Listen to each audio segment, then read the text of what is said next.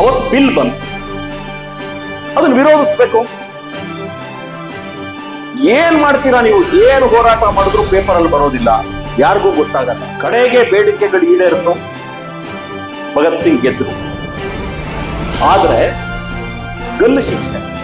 ಭಗತ್ ಸಿಂಗ್ ಹೇಳ್ತಾ ಇದ್ರು, ಈ ದೇಶದಲ್ಲಿ ಬಹಳ ಜನ ಬದುಕಿದ್ದಾರೆ, ಬಹಳ ಜನ ಬದುಕಿರ್ತಾರೆ, ಆದ್ರೆ ಸಾಯೋದು ಹೇಗೆ ಅನ್ನೋದನ್ನ ತೋರಿಸೋರು ಯಾರು? ಗೆಳೆಯರೆ, ಇಲ್ಲಿ ಭಗತ್ ಸಿಂಗ್ ಬಗ್ಗೆ ಗೊತ್ತಿಲ್ಲದೆ ಇರೋರು ಯಾರಾದ್ರೂ ಇದ್ದೀರಾ? ಇದ್ರೆ ಸ್ವಲ್ಪ ಕೈ ಎತ್ತಿ. ಬಹಳ ಒಳ್ಳೇದು ಸರ್, ಬಹಳ ಒಳ್ಳೇದು, ಕೈ ಎತ್ತೀರಿ ನೀವು, ಸಂತೋಷ.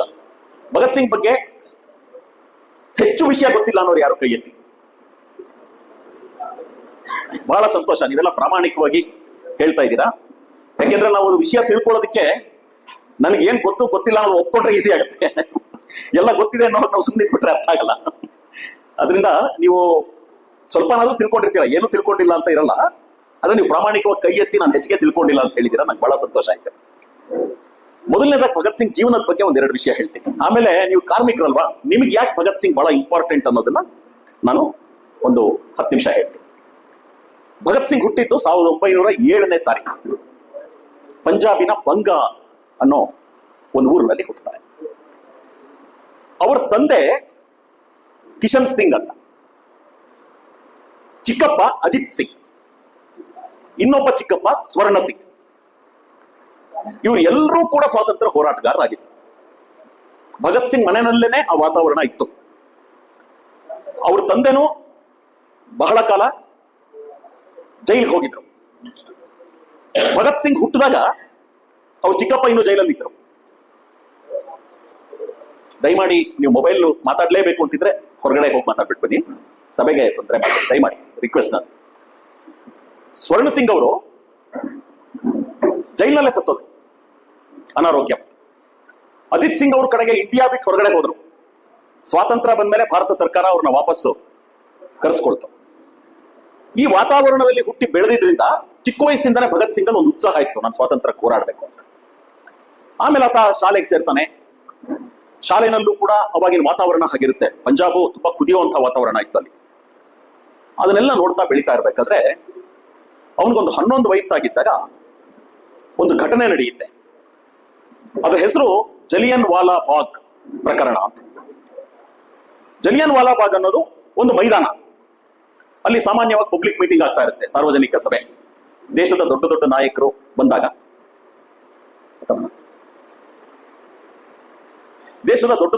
ಬಂದಾಗ ಆ ಮೈದಾನದಲ್ಲಿ ಮಾತಾಡ್ತಾ ಇರ್ತಾರೆ.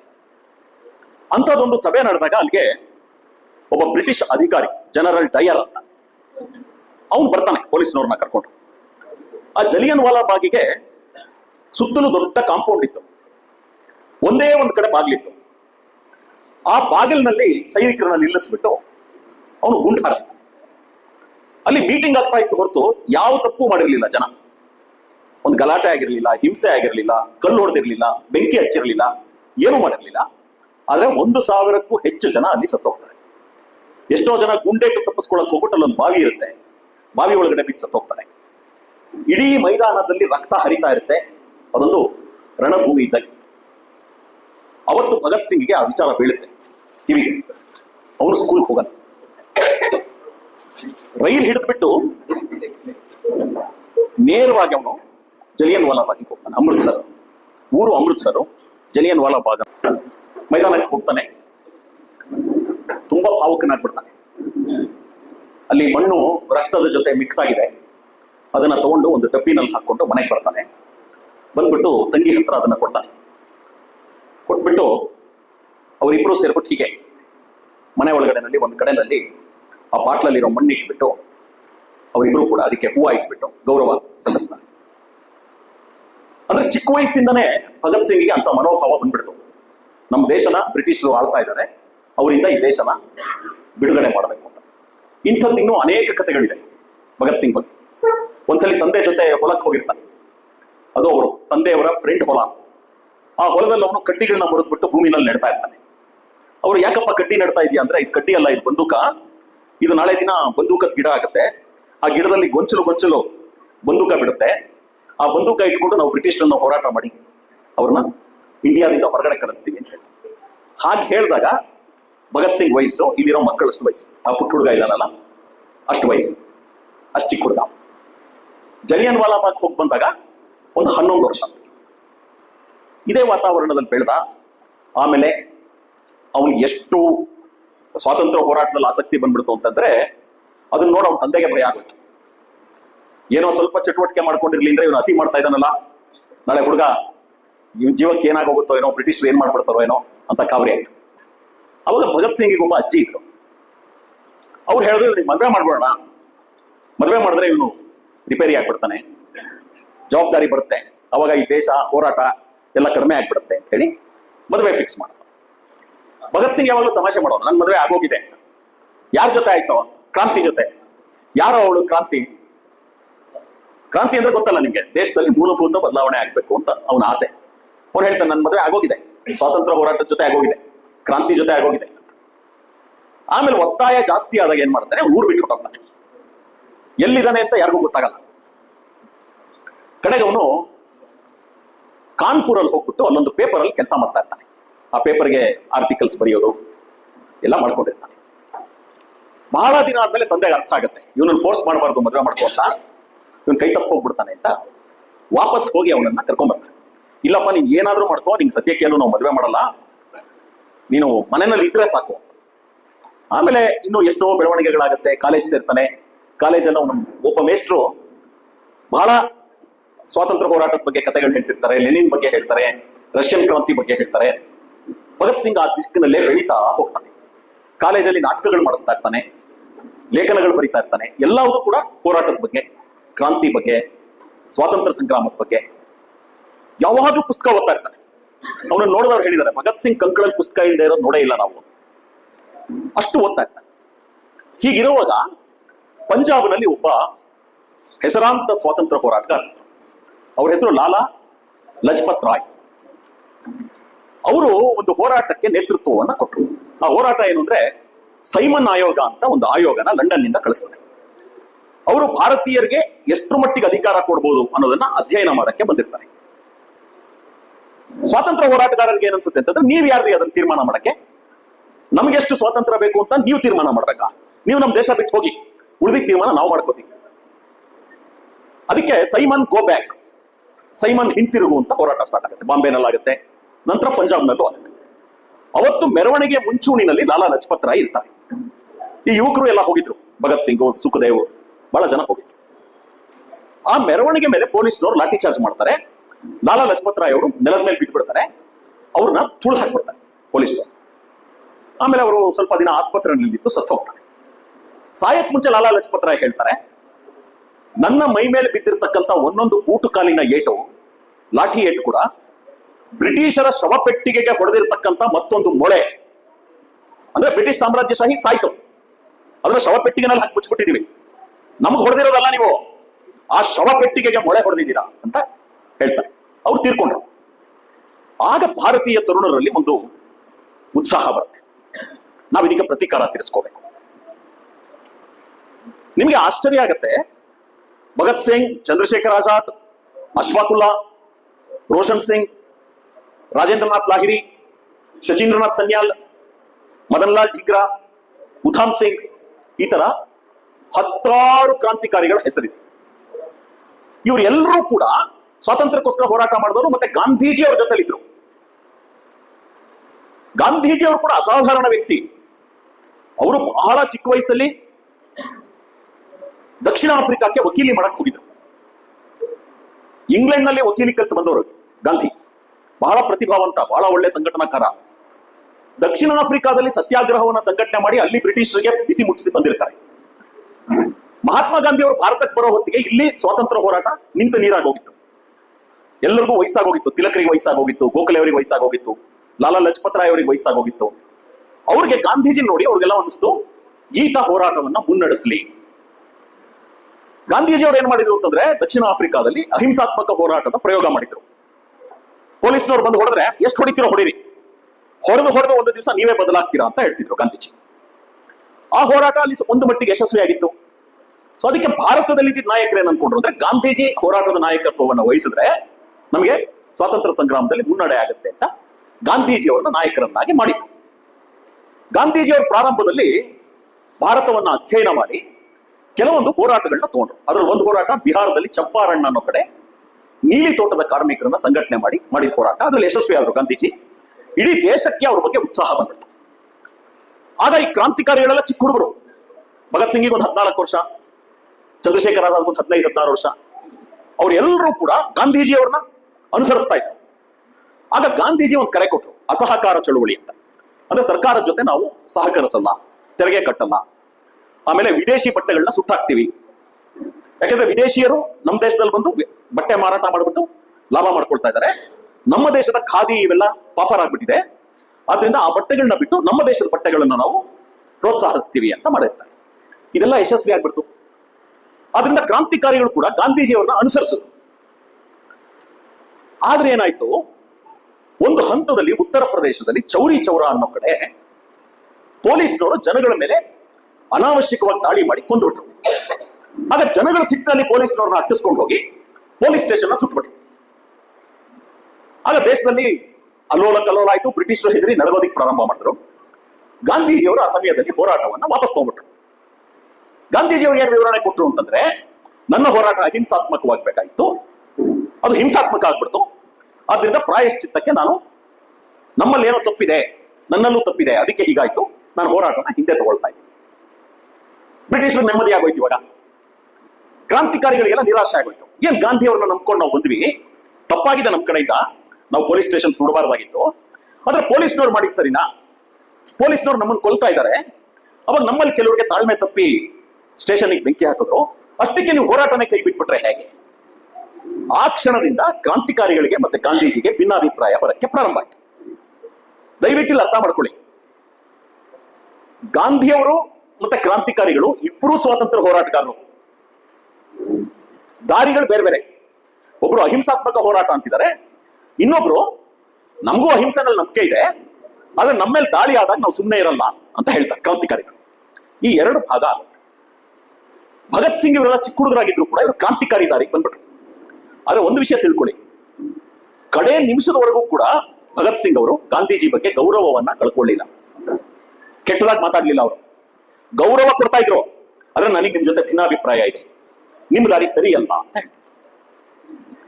ಇನ್ನೂ ಒಂದು ಭಿನ್ನಾಭಿಪ್ರಾಯ ಬಂತು ಗಾಂಧೀಜಿ ಭಗತ್ ಸಿಂಗ್ ಇವರಿಗೆ, ಅದನ್ನ ಆಮೇಲೆ ಹೇಳ್ತೀನಿ. ಒಟ್ಟಾರೆ ಭಗತ್ ಸಿಂಗ್, ಚಂದ್ರಶೇಖರ್ ಆಜಾದ್ ಇವರೆಲ್ಲ ಏನ್ ಯೋಚನೆ ಮಾಡ್ತಿದ್ರು ಅಂದ್ರೆ, ಮುಳ್ಳನ್ನ ಮುಳ್ಳಿಂದಾನೇ ತೆಗಿಬೇಕು. ಬ್ರಿಟಿಷರು ಈ ರೀತಿ ಅನ್ಯಾಯ ಮಾಡುವಾಗ ನಾವು ಸುಮ್ಮನಿರಕ್ಕಾಗಲ್ಲ. ನಾವು ಶಾಂತಿಯುತವಾಗಿ ಹೋರಾಟ ಮಾಡೋಣ, ಮೆರವಣಿಗೆ ಮಾಡೋಣ, ಪ್ರತಿಭಟನೆ ಮಾಡೋಣ, ಧರಣಿ ಮಾಡೋಣ, ಎಲ್ಲ ಸರಿ. ಆದ್ರೆ ಅವಶ್ಯಕತೆ ಬಿದ್ದಾಗ ನಾವು ಶಸ್ತ್ರಾಸ್ತ್ರಗಳನ್ನ ಹಿಡಿಬೇಕು, ತಪ್ಪಲ್ಲ ಅದು.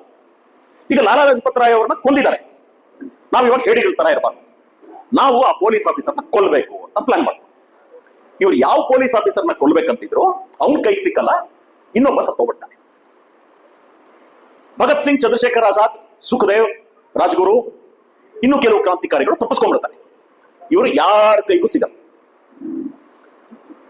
ಕಥೆ ಬಹಳ ರೋಮಾಂಚಕಾರಿಯಾಗಿದೆ, ಆದ್ರೆ ಸಮಯ ಇಲ್ಲ ನನಗೆ. ಜಾಸ್ತಿ ಹೇಳಿದ್ರೆ ನಿಮ್ಗೆ ಮನೆಗೆ ಹೋಗೋ ಟೈಮ್ ಆಗುತ್ತೆ, ಬೋರ್ ಹೊಡೆದ್ಬಿಡುತ್ತೆ. ಆದ್ರೆ ಒಂದು ವಿಷಯ ಹೇಳ್ತೀನಿ, ಚಂದ್ರಶೇಖರ್ ಆಜಾದ್ ಅಸಾಧ್ಯ ಮನುಷ್ಯ. ಆತ ಸನ್ಯಾಸಿ ವೇಷ ಹಾಕೊಂಡು ತಪ್ಪಿಸ್ಕೊಂಡು ಹೋಗ್ತಾರೆ. ಭಗತ್ ಸಿಂಗ್ ಏನ್ ಮಾಡ್ತಾರೆ ಗೊತ್ತಾ, ಒಬ್ಬ ಆಫೀಸರ್ ತರ ಡ್ರೆಸ್ ಹಾಕೊಂಡ್ಬಿಟ್ಟು, ನೀವು ಇಲ್ಲಿ ನೋಡ್ತಿರಲ್ಲ ಡ್ರೆಸ್, ಹ್ಯಾಟು ಎಲ್ಲ, ಯಾವಾಗ್ಲೂ ಹ್ಯಾಟ್ ಹಾಕೊಳ್ತಿರ್ಲಿಲ್ಲ ಅವ್ರು. ಎಷ್ಟೋ ಸಲ ಅವ್ರು ಸಿಕ್ಕರ ತರ ಗಡ್ಡ ಬಿಟ್ಟಿದ್ದು ಉಂಟು, ಜುಟ್ಟಿದ್ದು ಉಂಟು. ಇದನ್ನ ಹಾಕೊಂಡಿದ್ದು ಯಾವಾಗ ಅಂತಂದ್ರೆ ತಪ್ಪಿಸ್ಕೊಳ್ಳೋವಾಗ. ಅವತ್ತು ಅವ್ರ ಸ್ನೇಹಿತರು ಇನ್ನೊಬ್ರು ಇದ್ರು, ಭಗವತಿ ಚರಣ ಅಂತ. ಅವರು ಕಲ್ಕತ್ತಾಗ ಹೋಗ್ಬಿಟ್ಟಿದ್ರು. ಅವರು ಮಡದಿ ಇದ್ರು, ದೇವಿ ಅಂತ, ದುರ್ಗಾವತಿ ಅಂತಾರೆ. ಇವರೆಲ್ಲ ಅವ್ರ ಅತ್ತಿಗೆ ಅನ್ನೋರು, ಭಾಬಿ, ದುರ್ಗಾ ಭಾಬಿ ಅನ್ನೋರು. ಭಗತ್ ಸಿಂಗ್ ಇವಾಗ ತಪ್ಪಿಸ್ಕೋಬೇಕು, ಹೆಂಗ್ ತಪ್ಪಿಸ್ಕೊಳ್ಳೋದು? ಅವಾಗ ಆಜಾದ್ ಪ್ಲಾನ್ ಹೇಳ್ತಾರೆ, ನೀವಿಬ್ರು ಗಂಡ ಹೆಂಡತಿ ತರ ಹೋಗ್ಬೇಕು ಇವಾಗ. ಆ ದುರ್ಗಾ ಬಾಬಿಗೆ ಒಂದು ಪುಟ್ಟ ಮಗು, ಅದಕ್ಕೆ ಹೇಳಿದ್ದು ನಮ್ಮ ಕತೆಗೆ ಇವತ್ತು ಮಕ್ಕಳು ಇಂಪಾರ್ಟೆಂಟ್. ಆ ಮಗುನು ಕರ್ಕೊಂಡ್ಬಿಟ್ಟು ನೀವು ಫಸ್ಟ್ ಕ್ಲಾಸ್ ಅಲ್ಲಿ ಟಿಕೆಟ್ ತಗೊಂಡ್ಬಿಡಿ, ಆಫೀಸರ್ಸ್ ತರ. ಇವನು ರಾಜ್ಗುರು ಕೂಲಿಯವ್ರ ತರ ಒಂದು ಪೆಟ್ಟಿಗೆ ಹೊತ್ಕೊಂಡು ಬರ್ಲಿ. ಈ ತರ ಹೋಗ್ಬಿಟ್ರೆ, ನೀವು ಆಫೀಸರ್ ತರ ಹೋಗ್ಬಿಟ್ರೆ ಯಾರಿಗೂ ಡೌಟ್ ಬರಲ್ಲ. ಭಗತ್ ಸಿಂಗ್ ಎಲ್ಲ ಊರು ತುಂಬಾ ಪೊಲೀಸ್ನವ್ರು ಇದ್ದಾರೆ, ಗೇಟಲ್ಲೆಲ್ಲ ಪೊಲೀಸ್ನವ್ರು ನಿಂತಿದ್ದಾರೆ. ಭಗತ್ ಸಿಂಗ್ ಅವ್ರನ್ನ ಹೆಂಡತಿ ಅನ್ನೋ ಕರ್ಕೊಂಡು ಬಂದ್ಬಿಟ್ರು. ಎಲ್ಲರೂ ಕೇಳಿದ್ರು, ಆಕೆನ ಮದುವೆ ಆಗಿರೋ ಹೆಂಗಸ್ ನೀನು, ಇನ್ನೊಬ್ಬನ ಹೆಂಡತಿ, ಭಗತ್ ಸಿಂಗ್ ಜೊತೆ ಹೋಗ್ತೀಯ ನಮ್ಮ ಈ ತರ ಹೆಂಡತಿ ಅಂತ. ಅವ್ರು ಹೇಳಿದ ಆ ಹೆಂಗಸು ದುರ್ಗಾ ಭಾಬಿ, ಕ್ರಾಂತಿನ ಉಳಿಸಕ್ ನಾನು ಏನ್ ಬೇಕಿರೋ ಮಾಡ್ತೀನಿ. ಇವತ್ತು ಭಗತ್ ಸಿಂಗ್ ನ ಗಂಡ ಅಂತ ಹೇಳ್ಬೇಕು ಅಂತಂದ್ರೆ ನಾನು ಹೇಳಕ್ ರೆಡಿ ಇದೀನಿ. ನಮ್ಮಿಬ್ರು ಸಂಬಂಧ ಏನು ಅಂತ ನಂಗೆ ಗೊತ್ತು, ನಾವು ಅಣ್ಣ ತಂಗಿ ತರ. ಆದ್ರೆ ಇವತ್ತು ನಾನು ಉಳಿಸ್ಬೇಕು, ನಾನು ಇವನ್ ಜೊತೆ ಹೋಗ್ತೀನಿ. ಮಗುನು ಎತ್ಕೊಂಡು ಬಂದ್ರು. ಅವತ್ತು ಸಿಕ್ಕಾಕೊಂಡ್ಬಿಟ್ಟಿದ್ರೆ ಆ ಯಮ್ಮನು ಜೈಲಿಗೆ ಹೋಗ್ಬೋದು, ಸತ್ಯ ಹೋಗ್ಬೋದು, ಆ ಮಗುಗೂ ಏನಾದ್ರು ಆಗ್ಬೋದು. ಆರ ಆ ಹೆಣ್ಮಗಳು ಯಾವುದಕ್ಕೂ ಕೇರ್ ಮಾಡ್ಲಿಲ್ಲ. 3 ಜನ ಬಂದ್ರು. ಭಗತ್ ಸಿಂಗ್ ಅಡ್ಡ ಬಂದಿ ಪೊಲೀಸ್ನವ್ರಿಗೆಲ್ಲ ದಾರಿ ಬಿಡ. ಅವರೆಲ್ಲ ಆಫೀಸರ್ ಅನ್ಕೊಂಡು ನಮಸ್ಕಾರ ಮಾಡ್ಬಿಟ್ಟು ಹೊರಟೋದ್ರು. ಭಗತ್ ಸಿಂಗ್ ತಪ್ಸ್ಕೊಂಡು ಹೊರಟೋದು. ಕಲ್ಕತ್ತಾಗ ಹೋದ್ರು. ಅಲ್ಲಿ ಅವ್ರ ಗಂಡ ಇದ್ರು. ಭಗತ್ ಸಿಂಗ್ ಗಂಡನ ಜೊತೆ ದುರ್ಗಾವತಿನ ಬಿಟ್ರು, ಮಗುನು ಬಿಟ್ರು. ಅಲ್ಲಿಂದ ತಪ್ಪಿಸ್ಕೊಂಡು ಆ ಮಗು ಹೇಳ್ಕೊಟ್ಟಿದ್ರು. ಆ ಮಗು ಭಗತ್ ಸಿಂಗಿಗೆ ಯಾವಾಗಲೂ ಲಂಬು ಚಚಾ ಅನ್ನೋದು. ಲಂಬು ಚಚಾ ಅಂತೆಲ್ಲ ಅನ್ಬೇಡಪ್ಪ, ಅಲ್ಲಿ ಅಪ್ಪ ಅಂತಾನೆ ಕರಿಬೇಕು ಅಂತ ಹೇಳಿ ಕರ್ಕೊಂಡು ಹೋಗಿ. ಆಮೇಲೆ ಆ ಮಗು ಲಂಬು ಚಾಚನ್ ಬಿಟ್ಬಿಟ್ಟು ಕಲ್ಕತ್ತಾದಲ್ಲಿ ಉಳ್ಕೊಳ್ತು. ಸೊ ಗೆಳೆಯರೆ, ಭಗತ್ ಸಿಂಗ್ ಕಥೆನ ಹೇಳ್ತಾ ಇದ್ರೆ ನೀವು ಯಾವ್ದೋ ಸಿನಿಮಾ ಕಥೆ ಹೇಳಿದಷ್ಟು ಚೆನ್ನಾಗಿರುತ್ತೆ. ಬಹಳ ರೋಮಾಂಚಕಾರಿ ಜೀವನ ಅಂತ ತಪ್ಪಿಸ್ಕೊಂಡ್ಬಿಟ್ಟು. ಆದ್ರೆ ಇದಾದ್ಮೇಲೆ ಭಗತ್ ಸಿಂಗ್ ಅಲ್ಲಿ ಒಂದು ಬದಲಾವಣೆ ಬರಕ್ ಪ್ರಾರಂಭ ಆಯ್ತು. ಅದು ಬಹಳ ಮುಖ್ಯವಾದ. ಭಗತ್ ಸಿಂಗ್ ಅಲ್ಲಿ ಏನ್ ಬದಲಾವಣೆ ಬಂತು ಅಂದ್ರೆ, ಆತ ಯೋಚನೆ ಮಾಡ್ದ, ನಾವು ಒಬ್ಬ ಪೊಲೀಸ್ ಆಫೀಸರ್ನ ಈ ರೀತಿ ಗುಂಡು ಹೊಡೆದು ಸಾಯಿಸ್ಬೋದು. ಆದ್ರೆ ಆ ಜಾಗಕ್ಕೆ ಇನ್ನೊಬ್ಬ ಬರ್ತಾನೆ, SP ಸತ್ತೋಗ್ತಾನೆ. SP ಜಾಗಕ್ಕೆ DYSP ಬರ್ತಾನೆ. DYSP ಕೊಲ್ತೀರಾ ನೀವು, ACP ಪ್ರಮೋಷನ್ ಆಗಿ DYSP ಆಗಿ ಬರ್ತಾನೆ. ವ್ಯಕ್ತಿಗಳನ್ನ ಕೊಲ್ಲೋದ್ರಿಂದ ಈ ವ್ಯವಸ್ಥೆ ಬದಲಾಗಲ್ಲ. ಇದಕ್ಕೆ ನಾವು ಜನಗಳನ್ನ ಸಂಘಟನೆ ಮಾಡಬೇಕು. ವಿಶಾಲವಾದ ಜನ ಸಮುದಾಯನ, ರೈತರನ್ನ, ಕಾರ್ಮಿಕರನ್ನ, ಮಧ್ಯಮ ವರ್ಗನ ಸಂಘಟನೆ ಮಾಡಬೇಕು ಅಂತ ಬದಲಾಗೋದಿಕ್ಕೆ ಪ್ರಾರಂಭ ಮಾಡಿದ್ರು. ಅವಾಗ ಏನಾಗುತ್ತೆ, ಇವತ್ತು ನಮ್ಮ ವಿಷಯದಲ್ಲಿ ಕಾರ್ಮಿಕರ ಬಗ್ಗೆ ಹೇಳಬೇಕು ಅಂತ ಹೇಳಿದ್ರು ಪ್ರಭಾ ಅವರು, ವೆಂಕಟೇಶ್ ಅವರೆಲ್ಲ.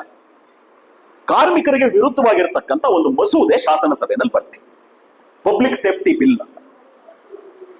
ಮತ್ತೆ ಇನ್ನೊಂದು ಟ್ರೇಡ್ ಡಿಸ್ಪ್ಯೂಟ್ಸ್ ಬಿಲ್ ಅಂತ. ಎರಡು ಕಾನೂನುಗಳು. ಮಸೂದೆ ಅಂದ್ರೆ ಕಾನೂನು ಆಗೋದಕ್ಕೆ ಮುಂಚೆ ಶಾಸನಸಭೆಯಲ್ಲಿ ಮಂಡಿಸಿದಾಗ ಅದನ್ನ ಬಿಲ್ ಅಂತಾರೆ ಇಂಗ್ಲಿಷ್ ನಲ್ಲಿ, ಕನ್ನಡದಲ್ಲಿ ಮಸೂದೆ ಅಂತಾರೆ. ಶಾಸನ ಸಭೆಯಲ್ಲಿ ಅಂಗೀಕಾರ ಆದ್ಮೇಲೆ ಅದನ್ನ ನಾವು ಆಕ್ಟ್ ಅಂತೀವಿ ಅಥವಾ ಕಾನೂನು ಅಂತೀವಿ. ಅವತ್ತು ಬಿಲ್ ಬಂತು, ಅದನ್ನ ವಿರೋಧಿಸಬೇಕು. ಏನ್ ಮಾಡ್ತೀರಾ ನೀವು, ಏನ್ ಹೋರಾಟ ಮಾಡಿದ್ರು ಪೇಪರ್ ಅಲ್ಲಿ ಬರೋದಿಲ್ಲ, ಯಾರಿಗೂ ಗೊತ್ತಾಗಲ್ಲ, ಇಡೀ ದೇಶ ಮಲಗಿದೆ. ಸೊ ಕ್ರಾಂತಿಕಾರಿಗಳೆಲ್ಲ ಒಂದು ಮೀಟಿಂಗ್ ಮಾಡಿದ್ರು. ಆ ಮೀಟಿಂಗ್ ಅಲ್ಲಿ ಈ ಪ್ರಶ್ನೆ ಬಂತು. ಅವಾಗ ಭಗತ್ ಸಿಂಗ್ ಹೇಳಿದ್ರು, ಒಬ್ಬ ಐರ್ಲೆಂಡಿನ ಕ್ರಾಂತಿಕಾರಿ ಇದ್ದಾನೆ, ವೇಲ್ಯಾಂಟ್ ಅಂತ ಅವನ ಹೆಸರು. ಅವನು ಹೇಳಿದಾನೆ, ಕಿವುಡರಿಗೆ ಕೇಳಿಸಬೇಕೆಂದರೆ ಭಾರೀ ಸದ್ದು ಮಾಡಬೇಕು. ಕಿವುಡರಿಗೆ ಕೇಳಿಸಬೇಕೆಂದರೆ ಭಾರೀ ಸದ್ದು ಮಾಡಬೇಕು. ನಮ್ಮ ಸರ್ಕಾರ ಕಿವುಡಾಗ್ಬಿಟ್ಟಿದೆ, ನಮ್ಮ ಜನಗಳು ನಿದ್ದೆ ಮಾಡ್ತಾ ಇದ್ದಾರೆ. ಇವ್ರನ್ನ ಬಡದೆಬ್ಬಿಸ್ಬೇಕಂದ್ರೆ ನಾವು ಶಾಸನ ಸಭೆನಲ್ಲಿ ಹೋಗಿ ಒಂದು ಬಾಂಬ್ ಹಾಕೋಣ. ಆದ್ರೆ ಆ ಬಾಂಬಲ್ಲಿ ಯಾರು ಸಾಯ್ಬಾರ್ದು, ಬರೀ ಒಂದು ದೊಡ್ಡ ಪಟಾಕಿ ಇದ್ದಾಗಿರ್ಬೇಕು. ಲಕ್ಷ್ಮೀ ಪಟಾಕಿ ಅಂತೀವಲ್ಲ, ಆಟಮ್ ಬಾಂಬ್ ಅಂತ ಇಷ್ಟೊಪ್ಪತ್ತು, ಆ ತರದೊಂದು ಬಾಂಬು. ಅದ್ರೊಳಗಡೆ ಮಳೆ, ಬ್ಲೇಡು ಎಲ್ಲ ಇಡ್ತಾರೆ, ಅದೆಲ್ಲ ಇಡಬಾರ್ದು, ಬರೀ ಶಬ್ದ ಆಗುವಂಥದ್ದು. ಮತ್ತೆ ಶಾಸನ ಸಭೆನಲ್ಲಿ ಎಲ್ಲಿ ಜನ ಕೂತಿರಲ್ಲ, ಇವಾಗ ನೋಡಿ ಇಲ್ಲಿ ಖಾಲಿ ಜಾಗ ಇದಲ್ವಾ, ಅಂತ ಕಡೆ ಹಾಕ್ಬೇಕು. ಜನಗಳ ಮಧ್ಯೆ ಹಾಕ್ಬಾರ್ದು ಅಂತ ಪ್ಲಾನ್ ಮಾಡಿ ಭಗತ್ ಸಿಂಗ್ ಮತ್ತೆ ಇನ್ನೊಬ್ಬ ಕ್ರಾಂತಿಕಾರಿ ಇಬ್ರು ಕೂಡ ಶಾಸನ ಸಭೆಗೆ ಹೋದ್ರು. ಈ ಭಗತ್ ಸಿಂಗ್ ಹತ್ರ ಒಂದು ಪಿಸ್ತೂಲ್ ಇತ್ತು. ಯಾವ ಪಿಸ್ತೂಲ್ ಅದು? ಆ ಪೊಲೀಸ್ ಅಧಿಕಾರಿ ಸ್ಕಾಟ್ ನ ಕೊಂದಿದ್ರಲ್ಲ, ಲಾಲಾ ಲಜಪತ್ ರಾಯ್ ಮೇಲೆ ದಾಳಿ ಮಾಡ್ಕೊಂಡ ಅಂತ ಇವ್ರು ವಾಪಸ್ ಹೋಗಿ ಅವನನ್ನ ಕೊಂದ್ರಲ್ಲ. ಸ್ಯಾಂಡರ್ಸ್ ಅನ್ನೋನ್ ಕೊಲ್ಲಕ್ ಹೋಗಿದ್ರು, ಸ್ಕಾಟ್ ಅನ್ನೋನ್ನ ಕೊಂದ್ರು. ಅದೇ ಪಿಸ್ತೂಲ್ ಜೋಬಲಿತ್ತು. ಒಂದು ಬಾಂಬು ತಗೊಂಡೋಗಿದ್ರು. ಮತ್ತೆ ಇದೇ ತರ ಒಂದಷ್ಟು ಕರಪತ್ರ ತಗೊಂಡೋಗಿದ್ರು. ಕಿವುಡರಿಗೆ ಕೇಳಿಸಲು ಭಾರಿ ಸದ್ದು ಮಾಡಬೇಕು ಅಂತ ಬರ್ದಿದ್ರು. ಅದ್ರಲ್ಲಿ ಬರ್ದ್ಬಿಟ್ಟು ಅದರಲ್ಲಿ ಈ 2 ಕಾಯ್ದೆಗಳ ಬಗ್ಗೆ ಬರ್ದಿದ್ರು. ಇದು ಜನಗಳ ಸ್ವಾತಂತ್ರ್ಯ ಕಿತ್ಕೊಳ್ಳುತ್ತೆ, ಕಾರ್ಮಿಕರ ಸ್ವಾತಂತ್ರ್ಯ ಕಿತ್ಕೊಳ್ಳುತ್ತೆ, ಕಾರ್ಮಿಕ ಸಂಘ ಮಾಡಕ್ಕಾಗಲ್ಲ, ಮೆರವಣಿಗೆ ಮಾಡಕ್ಕಾಗಲ್ಲ, ಹೋರಾಟ ಮಾಡಕ್ಕಾಗಲ್ಲ, ಇದನ್ನ ನಾವು ಪ್ರತಿಭಟಿಸಬೇಕು ಅಂತ ಬರ್ದಿದ್ರು. ಹೋದ್ರು ಶಾಸನ ಸಭೆಯಲ್ಲಿ, ಬಾಂಬನ್ ಹೆಸರು ಎಲ್ಲಿ ಹೆಸರು? ಖಾಲಿ ಜಾಗಕ್ಕೆ ಹೆಸರು. ಯಾರಿಗಾದ್ರೂ ಪೆಟ್ಟಾಯ್ತಾ? ಯಾರಿಗೂ ಪೆಟ್ಟಾಗಿಲ್ಲ, ಯಾರೂ ಸಾಯ್ಲಿಲ್ಲ. ಆದ್ರೆ ಎಲ್ಲ ಕೋಲಾಹಲ ಆಗೋಗ್ಬಿಟ್ಟು ಅಲ್ಲಿ ಇದ್ದ MLAಗಳೆಲ್ಲ ದಿಕ್ಕಾಪಾಲಾಗಿ ಓಡೋದು. ಪೊಲೀಸ್ನವ್ರಿಗೆ ಇವ್ರನ್ನ ನೋಡಿ ಭಯ, ಹತ್ರ ಬರಕ್ಕೆ. ಆಗ್ತಾನೆ ಬಾಂಬ್ ಹಾಕಿದ್ದಾರೆ, ನಮ್ಮನ್ನು ಕೊಂದ್ಬಿಟ್ರೆ. ಪೊಲೀಸ್ನವರೆಲ್ಲ ದೂರ ನಿಂತಿದ್ರು. ಭಗತ್ ಸಿಂಗ್ ಅವ್ರನ್ನ ಕರೆದ್ರು, ಬನ್ರಿ ನಿಮ್ಗೇನ್ ಮಾಡಲ್ಲ, ಬನ್ನಿ. ಪಿಸ್ತೂಲ್ ತೆಗೆದ್ಬಿಟ್ಟು ಕೊಟ್ರು, ತಗೊಳ್ರಿ, ನಿಮ್ಗೇನ್ ಮಾಡಲ್ಲ, ಬನ್ರಿ. ಆತ್ಮರಕ್ಷಣೆಗೆ ಇಟ್ಕೊಂಡಿದ್ವಿ ಪಿಸ್ತೂಲು, ನಾವೇ ಕೊಡ್ತೀವಿ ಬನ್ನಿ ಅಂತ ಹೇಳಿ ಕೊಟ್ಬಿಟ್ಟು ಪೊಲೀಸ್ನವ್ರು ಬಂದು ಅರೆಸ್ಟ್ ಮಾಡಿದ್ರು. ಕೇಸ್ ಪ್ರಾರಂಭ ಆಯ್ತು. ಅರೆ ಕೇಸ್ ನಡೆಯುವಾಗ ಏನಾಯ್ತು, ಒಂದು ತಪ್ಪು ಮಾಡ್ಬಿಟ್ಟಿದ್ರಿ ಕ್ರಾಂತಿಕಾರಿಗಳು. ಇವ್ರು ತಂದಿದ್ದ ಪಿಸ್ತೂಲ್ ಯಾವುದು ಅಂತ ಇವ್ರಿಗೆ ಮರ್ತೋಗಿತ್ತು. ಇವ್ರು ತಂದಿದ್ದ ಪಿಸ್ತೂಲು ಹಳೆ ಪೊಲೀಸ್ ಸೂಪರಿಂಟೆಂಡೆಂಟ್ ನ ಕೊಂದಿದ್ರಲ್ಲ, ಅದೇ ಪಿಸ್ತೂಲ್. ಪೊಲೀಸ್ನವ್ರ ಹತ್ರ ಒಂದು ಮೆಥಡ್ ಇದೆ. ಇವಾಗ ನಾವೆಲ್ಲ ಸೈನ್ ಮಾಡ್ತೀವಲ್ಲ, ಈ ಸ್ಟೇಜ್ ಮೇಲೆ ಇಷ್ಟು ಜನ ಸೈನ್ ಮಾಡಿದ್ರೆ ನಾವೆಲ್ಲರೂ ಒಂದೇ ಹೆಸರು ಸೈನ್ ಮಾಡ್ಲಿ, ಪ್ರತಾಪ್ ಸಿಂಹ ಅಂತಾನೆ ಮಾಡ್ಲಿ, ಅರೆ ಹ್ಯಾಂಡ್ ರೈಟಿಂಗ್ ಬೇರೆ ಇರುತ್ತೆ. ನಮ್ ಇಷ್ಟು ಜನದ ನೀವು ಹೆಬ್ಬೆರಳು ಗುರುತು ತಗೊಂಡ್ರೆ ಅಷ್ಟು ಹೆಬ್ಬೆರಳು ಗುರುತು ಬೇರೆ ಇರುತ್ತೆ. ಹಾಗೇನೆ ಪಿಸ್ತೂಲ್ ಎಷ್ಟಾದ್ರೂ ಇರಲಿ, ಪಿಸ್ತೂಲಲ್ಲಿ ನೀವು ಗುಂಡು ಹಾರಿಸಿದ್ರೆ ಒಂದೊಂದು ಗುಂಡಿನ ಮೇಲೆ ಬೇರೆ ಬೇರೆ ರೀತಿ ಗೆರೆ ಬರುತ್ತೆ. ಬೆರಳಿನ ಮೇಲೆ ಗೆರೆ ಇದ್ದಂಗೆ ಸ್ಟ್ರೈಯೇಷನ್ಸ್ ಅಂತಾರೆ. ಹಾಗಾಗಿ ನೀವು ಯಾವ ಪಿಸ್ತೂಲಿಂದ ಯಾವ ಗುಂಡು ಹಾರಿತು ಅಂತ ಕಂಡುಹಿಡ್ಬಿಡು. ಸೊ ಸ್ಕಾಟ್ ಸತ್ತಾಗ ಅವನ ದೇಹದಿಂದ ಬುಲೆಟ್ ತೆಗೆದಿದ್ರು. ಇವಾಗ ಭಗತ್ ಸಿಂಗ್ ಹತ್ರ ಇತ್ತಲ್ಲ ಪಿಸ್ತೂಲು, ಅದರಿಂದನೂ ಗುಂಡು ಹಾರಿಸಿದ್ರು. ಎರಡೂ ಗುಂಡು ಪಕ್ಕ ಪಕ್ಕ ಇಟ್ಬಿಟ್ಟು ಥಂಬ್ ಇಂಪ್ರೆಷನ್ ನಾವು ಹೆಂಗ್ ಕಂಪೇರ್ ಮಾಡ್ತೀವಿ, ಹೆಬ್ಬೆಟ್ ಗುರ್ತು ಹಂಗೆ ಕಂಪೇರ್ ಮಾಡಿದ್ರು, ಗೊತ್ತಾಗೋಯ್ತು ಇದೇ ಪಿಸ್ತೂಲ್. ಈಗ ಎರಡನೇ ಕೇಸ್ ಸ್ಟಾರ್ಟ್ ಆಯ್ತು, ಕೊಲೆ ಕೇಸ್. ಭಗತ್ ಸಿಂಗ್ ಅರೆಸ್ಟ್ ಆದಾಗ ಅನ್ಕೊಂಡಿದ್ದು ಅಪ್ಪ ಅಂದ್ರೆ ನನ್ 3 ತಿಂಗಳು ಜೈಲಲ್ಲಿ ಇರ್ತಾರೆ, ಹೊರಗಡೆ ಬಂದು ನಾನು ಮತ್ತೆ ರೈತ ಕಾರ್ಮಿಕರನ್ನ ಸಂಘಟನೆ ಮಾಡ್ತೀನಿ ಅಂತ ಅನ್ಕೊಂಡಿದ್ರು. ಆ ಹಳೆ ದಾರಿ ಇದೆಯಲ್ಲ, ಕೊಲ್ಲೋ ದಾರಿ, ಅದನ್ನ ಬಿಟ್ಬಿಟ್ಟಿದ್ರು ಅವರು. ಆದ್ರೆ ಬಹಳ ದುರದೃಷ್ಟದ ವಿಷಯ, ಇವಾಗ ಹಳೆ ಕೇಸ್ ಸಿಕ್ಕಾಕೊಂಡ್ರು. ಕೇಸ್ ನಡೀತು. ಅವ್ರಿಗೆ ಕಾರ್ಮಿಕರಿಗೆ, ರಾಜಕೀಯ ಖೈದಿಗಳಿಗೆ ಕೆಲವು ಹಕ್ಕಿರುತ್ತೆ. ಅವ್ರಿಗೆ ದಿನಪತ್ರಿಕೆ ಕೊಡಬೇಕು, ಅವ್ರಿಗೆ ಅವರ ಅಭಿಪ್ರಾಯ ಬರೆಯೋದಕ್ಕೆ ಡೈರಿ ಕೊಡಬೇಕು, ಕಾಗದ ಕೊಡಬೇಕು, ಪೆನ್ ಕೊಡಬೇಕು, ಮತ್ತೆ ಎಲ್ಲಾ ಖೈದಿಗಳಿಗೂ ಒಳ್ಳೆ ಊಟ ಕೊಡಬೇಕು. ಇದೇನೂ ಕೊಡ್ತಿರ್ಲಿಲ್ಲ. ಅದ್ರ ವಿರುದ್ಧ ಕೋರ್ಟ್ನಲ್ಲಿ ಭಗತ್ ಸಿಂಗ್ ಪ್ರತಿಭಟನೆ ಮಾಡಿದ್ರು. ಆರ್ಡಿನರಿ ಜೇಬ್ಗಳ್ಳತನ ಮಾಡಿರೋನ್ ಬೇರೆ, ರಾಜಕೀಯ ಖೈದಿ ಬೇರೆ. ರಾಜಕೀಯ ಖೈದಿಗೆ ಅವನ ಲಾಯರ್ನ ಪದೇ ಪದೇ ಭೇಟಿ ಮಾಡಕ್ ಅವಕಾಶ ಇದೆ. ಫ್ರೆಂಡ್ಸು ರಿಲೇಟಿವ್ಸ್ ಬಂದು ಭೇಟಿ